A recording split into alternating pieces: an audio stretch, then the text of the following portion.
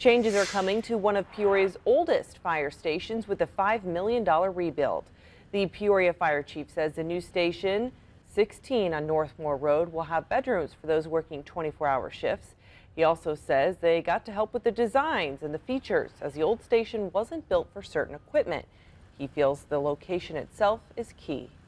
And when we ran the data using our software system, ran the heat maps, like where was the call volume, where can we most effectively respond to the northwest corridor of the city, and it's this exact location.